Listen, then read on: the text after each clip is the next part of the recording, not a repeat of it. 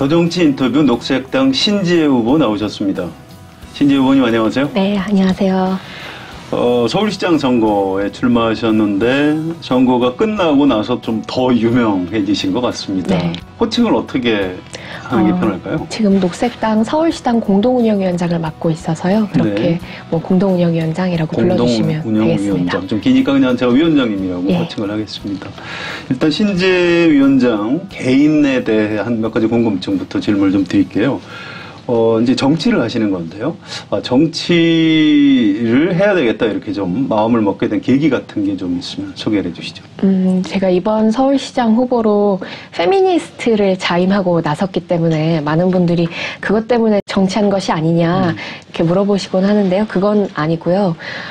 제가 2016년도에 녹색당 비례대표 후보로 나온 것을 시작으로 정치활동을 시작했습니다. 근데 그때 제가 어르신들이랑 함께 사는 그 프로젝트 같은 것들을 진행했었어요. 네. 망원동에 있는 부흥주택이라고 하는 굉장히 낡은 주택에 청년들이 들어가서 그 집을 리모델링하고 어르신들이랑 사는 프로젝트를 진행했었는데, 원래 저희가 들어갈 때까지만 해도 재개발, 재건축은 뭐 절대 되지 않을 것처럼 이제 이야기가 되다가 한 2년도 채 지나지 않아서 재건축 바람이 망원동 그 부흥주택까지 들어오기 시작했고, 어르신들이 그 과정에서 전혀 뭐 반발하거나 뭐 문제제기 하지도 못하고 모두 다 집을 떠나실 수밖에 없었어요. 그래서 그때 어르신들이 뿔뿔이 흩어지는 모습들을 보면서 내가 행복하게 살고 싶다고 해서 살 수 있는 사회가 아니구나. 그 법이 바뀌어야 하고 내 일상이 바뀌기 위해선 정치가 바뀌어야 하는구나라는 생각이 들었습니다. 그때부터 아무도 세상을 바꾸지 않으니 누군가, 나라도 나서서 정치를 바꾸고 싶다라는 생각 때문에 정치를 시작했어요. 2016년부터 네, 시작하신 총선 거네요. 때부터입니다. 특별히 이번에 서울시장 후보로 나선 뭐 특별한 이유가 좀 있으신가요? 이번 지방선거에서 구의원이나 시의원으로 나와서 할 수 있는 이야기나 아니면 비전 같은 것들을 유권자분들께 보여드리기엔 네. 저는 그 판이 너무 좁다고 생각했습니다. 좁아서.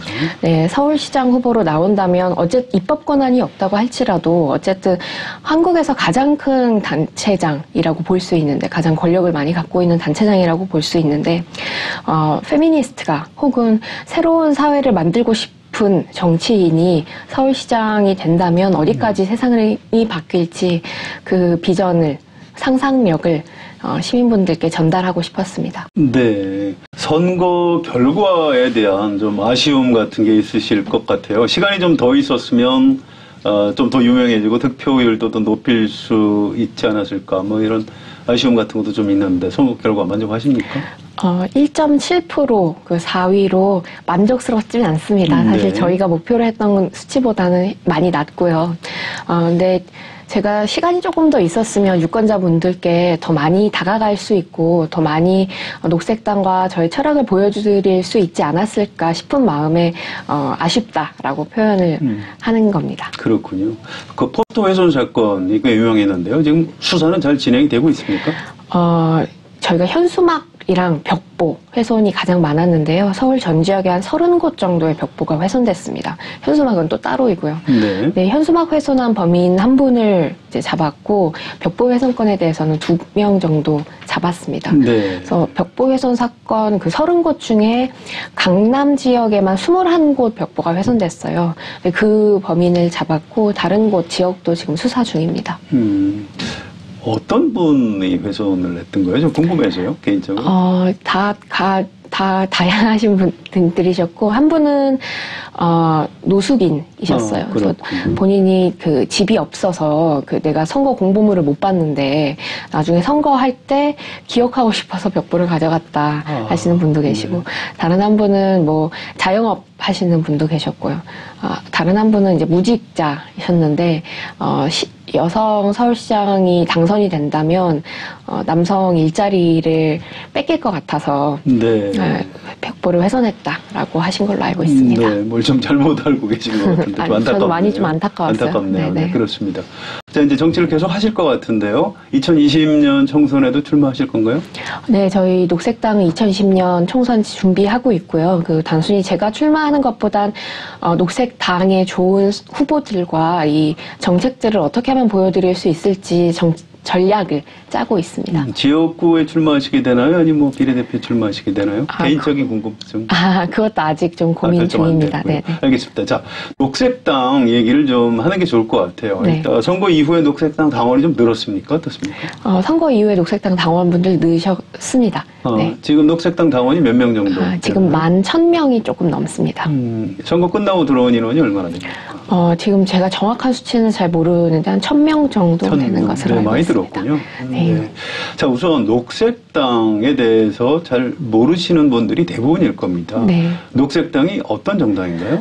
녹색당은 2012년도에 창당한 정당이고요. 그때 일본에서 있었던 후쿠시마 사고 이후로 한국에서의 탈핵과 생태주의, 성평등, 혹은 풀뿌리 민주주의 이런 것 여러 가치들을 기본 이념으로 삼고 만들어진 정당입니다. 그렇군요. 네, 지금 전 세계 100여 개의 녹색당들과 함께 연대하고 공동의 헌장을 갖고 5년마다 한 번씩 총회를 가지면서 정책과 목표들도 계속 함께 점검해 나가고 있는 정당이기도 하고요.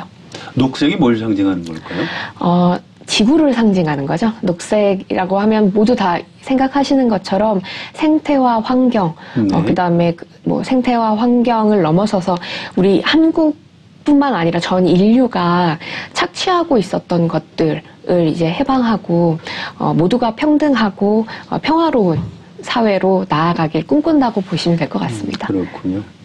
그 선관위에 등록을 하면 정당의 대표를 누군가 등록해야 되는 걸로 알고 있는데 어떤 네. 분이 이제 대표로 되어 있습니까? 저희 지금 당대표는 김주온 운영위원장이세요. 네. 그래서 저보다 한 살 어리시고, 하지만 저보다 훨씬 더 유능하시고 네. 멋진 여성 정치인입니다. 그렇군요. 이번 지방선거에서 당선자는 저희 없었죠? 당선자는 없었어요. 안타깝게도 없었습니다. 네. 그렇지만 저희가 광역단체장 후보를 2명을 내면서 저희로서는 저도 꽤 선전했다고 보고 있습니다. 서울 같은 경우에는 4위로 원내 정당들을 제치고 4위로 올랐고 제주도에 나오신 고은영 후보님도 3.5%를 득표하면서 3위를 하셨습니다. 네. 혹시 연령대별로 좀 어느 연령대에서 녹색당 지지가 좀 높다 이런 특징 같은 게 있습니까? 당원들의 가입 분포를 보면 40대 연령이 제일 많고요. 근데 유권자 지지율로 봐서는 20대와 30대 사이에서 녹색당이 많은 표를 얻는 것으로 보입니다. 아무튼 좀 젊은 연령층에서 녹색당이 관심이 많군요. 네. 네. 지역별 특징 같은 건 있습니까? 제주도에서 이번에 좀 큰 뭐라고 할까 크게 선전을 했는데요. 네. 저희가 비례해서 제주도 지역 같은 거 보면 4.5% 거의 5% 가까이 받았습니다. 네, 이게 광역단체장 후보를 냈기 때문이기도 하지만 제주 같은 지역의 특성은 지금 제2공항이나 제주 생태 관련한 지역 이슈들이 많기 때문에 아무래도 녹색당의 필요성을 제주 도민분들께서 먼저 얘기해 주시는 것이 아닐까 싶습니다. 네. 자, 다음 총선에서 녹색당이 어떤 목표를 어떻게 설정하고 계신가요? 저는 녹색당의 원내 진입을 넘어서서 네. 녹색당이 원내 교섭단체가 되는 것을 목표로 해야 한다고 봅니다. 네. 네. 그렇군요. 알겠습니다. 자, 어쨌든 녹색당이 이제 다른 유럽 국가에서도 이제 의회에 진출을 하고 있고요. 우리나라 근데 현실적으로 당장 다수의석을 차지하기는 어려울 테고 일단 의석을 확보하고 원내에 진출을 하게 되면 다른 정당하고 연립정부를 좀 구성한다든가 아니면 연대, 정치연대를 한다든가 이럴 가능성도 있는 건가요? 네, 그럼요. 전 세계적으로 녹색당의 역할들이 항상 그런 것이었습니다. 기존에 있는 정당들과 함께 연대해서 녹색당이 소수 파인 나라에서도 네. 녹색당이 갖고 있는 정책들을 실현시키기 위해 앞장서는 역할들을 계속 해왔고요. 저희 한국 아직도 뭐 이제 공고하게 이제 쌓아져 왔었던 양당제를 뛰어넘어서 다당제로 가고 있는 모습들이 보이고 있는데 그 안에 녹색당이 할 수 있는 역할이 분명히 존재한다고 봅니다. 그 안에는 말씀해 주셨던 것처럼 연립정부도 있겠고요. 어떤 특정 정책의 하나여서 연대할 수 있는 지점들도 많아지겠죠. 지금 기존 정당 중에서는 어떤 가치와 정책에서 녹색당하고 좀 상대적으로 좀 가깝다, 이렇게 생각할 수 있는 정당이 어떤 정당들인가요? 그 의제마다 뭐 다르겠지만 정의당이 아무래도 그 녹색당과 정의당. 좀 가까이 있는 정당이 아닐까 싶습니다. 네, 그렇군요.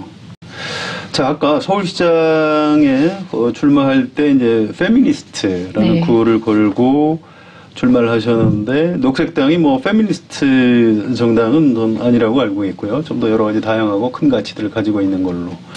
근데 어쨌든 유권자들한테는 페미니스트라는 단어가 굉장히 좀 강렬했던 것 같습니다. 그래서 그 관련 질문을 좀 몇 가지 드리도록 하겠습니다. 네. 페미니스트를 좀 쉽게 정의하면 뭐라고 할 수 있을까요?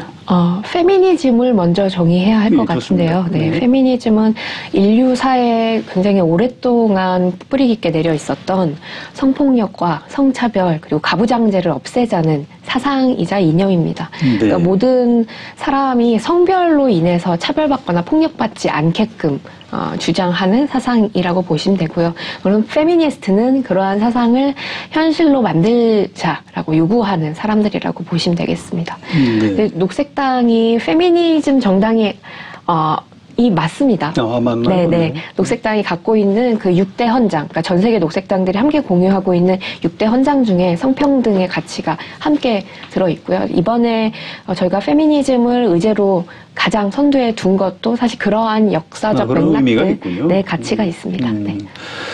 자, 한국 사회가 다른 나라하고 비교해서 어떤 여성들을 뭐 탄압하고 착취하고 뭐 폭행하고 이런 정도가 좀 더 심한 사회라고 보시나요? 아니면 그렇지 않다고 보십니까? 저는 꼭 한국만 그런 것은 아니라고 보고요. 이건 그리고 이렇게 단기간에 나타난 그러니까 여성 혐오라는 것이 지금 막 몇 년 사이에 나타난 것이 아니라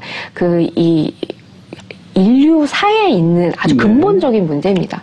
사실 그 고대 사회에서도 여성들이 착취당하거나 차별받았던 일들이 비일비재하고 그렇죠. 사실 생태주의에서 우리 인류가 자연을 착취해서 이렇게까지 성장했고 발전했다라고 보는 그 문제적 인식이 있는 것처럼 여성주의 또한 우리 인류가 어떠한 문명을 일구어 나가면서 여성이라고 하는 존재를 어떻게 착취시켜 왔나 구조적으로 네. 역사적으로 착취시켜 왔나의 사실 문제를 제기하는 거고요. 그 때문에 저는 지금 일어나고 있는 이 페미니즘 운동이 비단 한국에서만 일어나는 게 아니라 전 세계적으로 일어나고 있지 않습니까? 그렇죠. 그로 인해서 지금 법적으로도 그 구조적으로도 문제의 변화가 일어나고 있어요. 낙태죄만 보다 하더라도 뭐 아일랜드 그전에 뭐 칠레, 멕시코 이런 나라에서 낙태죄가 폐지되고 있는 흐름들은 이 여성 운동과 함께 가고 있는 것이거든요. 네. 그러니까 저는 이게 비단 한국만의 문제 혹은 한국만의 운동이라고 생각하지 않고 인류 사회에서 지금 일어나고 있는 전방위적 문제와 그에 따른 운동이라고 봅니다. 왜 여성들이 좀 지금보다 착취받지 않고 네. 탄압받지 않는 세상이 좀 더 인류의 진화된 모습일까요? 제가 얼마 전에 밤 늦게 제가 연락을 받았어요. 제 오래된 친구한테 네. 남성이었는데 그 친구가 저에게 제 여동생이 잘 있냐고 물어보는 거예요. 제 여동생을 불법 촬영물에서 본 것 같다고 하더라고요. 그래서 제가 급히 그 친구한테 URL을 받아가지고 홈페이지를 확인했는데 다행히 제 동생은 아니었어요. 제가 어떠한 몸의 특징들을 보고 알았던 거죠. 근데 제목이 제 동생과 이름이 같았습니다. 이름이. 네, 그 제목이 제 동생의 이름이었어요. 네, 그리고 네. 뭐 동명이인의 다른 사람이었겠죠. 그리고 그 홈페이지에는 너무 많은 여성들의 이 불법 촬영물 혹은 리벤지 포르노들이 있었습니다. 그래서 저는 지금 한국에서 일어나고 있는 어떠한 여성들의 분노나 이런 외침들이 더 이상 이런 사회에서 살고 싶지 않다고 얘기하는 외침 같아요.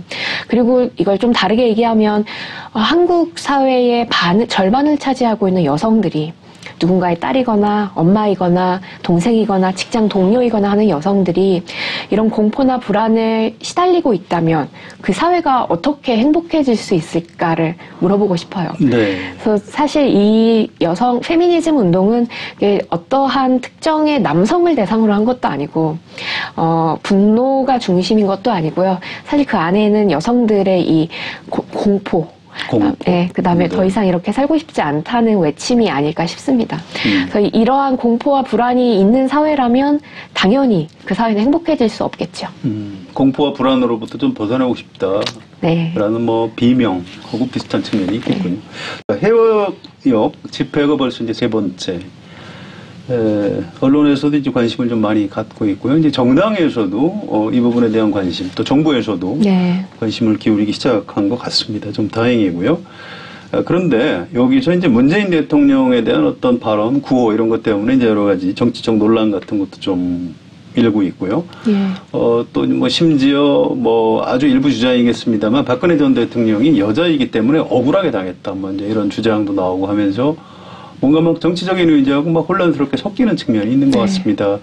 며칠 전에 이제 텔레비전 발언 때문에 그런 시비에 직접 좀 논란에 좀 올라와 있기도 한 것으로 알고 있습니다만, 자, 해외역 집회 참석자들의 그 어떤 일부 발언, 구호, 이런 것에 대한 어떤 정치적인 공방, 이런 것에 대해서 어떻게 생각하십니까?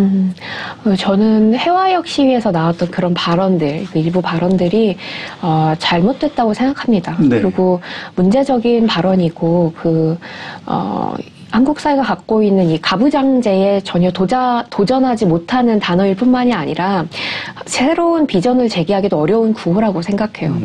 네, 저는 그 구호는 잘못된 구호가 맞지만 그 구호와 이 여성들의 시위를 바로 등치시키는 것에 대한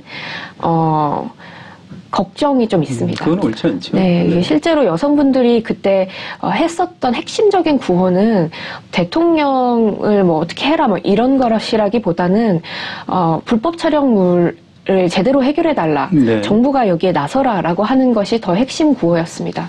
근데 지금 몇몇 언론사들이나 아니면은 몇몇 뭐랄까요 잘못된 오해들 때문에 이 여성들이 실제로 얘기하려는 핵심 구호보다 그 핵심 의제보다 주제보다 이 구호가 이 구호가 정당한 것이냐, 뭐 옳냐, 옳지 않냐의 공방으로만 넘어가는 것이 조금 아쉽다는 생각들이 조금 들고요.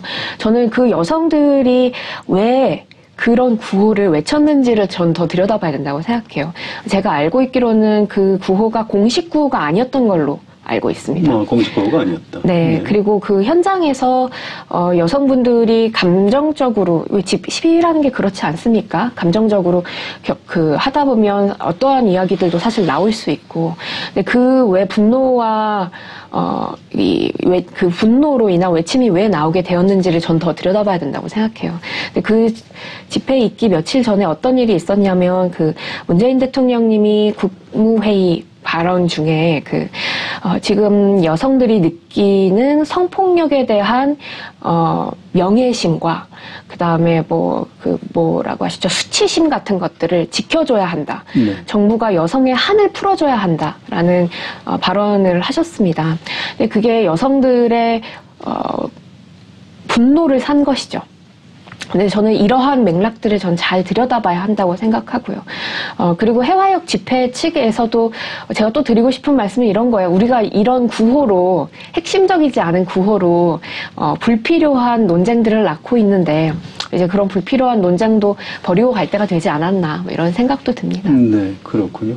자, 해화역 집회가 앞으로 어떻게 될까요? 계속 될까요? 더 커질까요? 네, 지금 제가 알고 있기로는 4차 집회가 준비되고 있는 것으로 알고 있고요. 이번에 여러 가지 사건들로 인해서 아마 내부에서도 토론이나 토의가 있을 것 같습니다. 그다음에 근데 그 크기가 더 커질지 안 커질지는 잘 모르겠어요. 근데 좀 두고 봐야죠. 네, 두고 봐야지 알겠지만 그 크기가 줄어들었다 그래서 이 여성들의 그럼 상황이 바뀌어서 입장이 바뀌어서 그런 것이냐 무슨 그런 것은 아니라고 보고 있고요.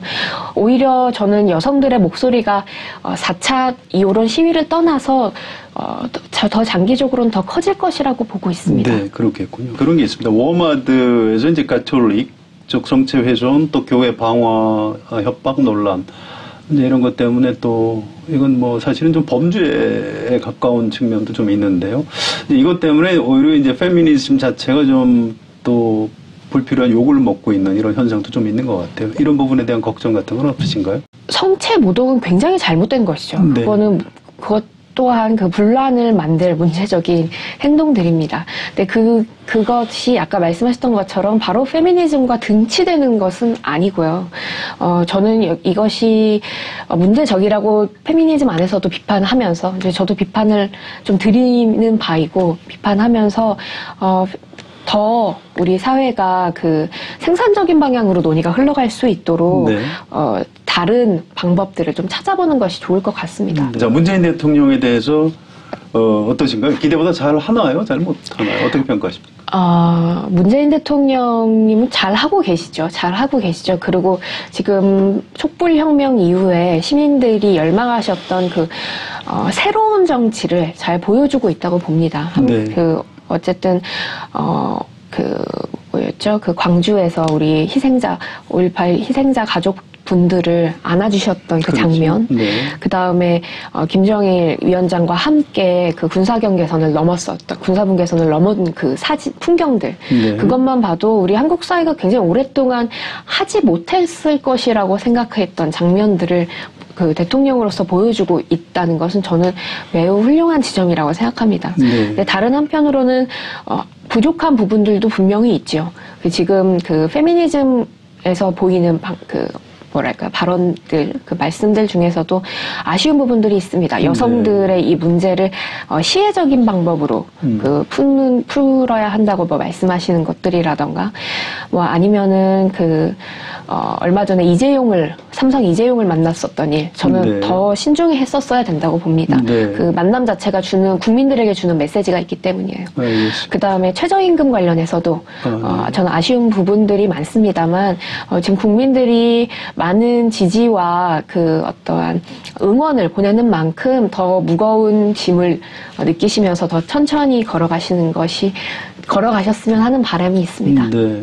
여러 가지 좀 아쉬운 점 중에 이제 페미니즘에 대한 어떤 시각 이런 부분의 아쉬움을 간단히 말씀을 주셨는데 문재인 대통령이 어떻게 했으면 좋겠습니까? 불법 촬영물 관련해서 저는 예. 더 강력한 정책이 나와야 한다고 봅니다. 지금 해화역시 관련해서는 불법 촬영물이 가장 주된 주제이니까요. 그렇죠. 그래서 어떻게 해외 사이트까지 못 가더라도 국내 사이트를 잘 관리하고 감독할 수 있을 것인가에 대한 안이 나와야겠고요. 그렇군요. 그다음에 지금 화장실을 전면 수사하겠다라는 그런 사실 현실 실현 불가능한 것보다는 우리 불법 촬영물을 촬영하는 기기들 그 다음에 유통하는 유통망들을 관리 감독하는 것에 더 초점을 맞췄으면 좋겠다는 생각이 들고요.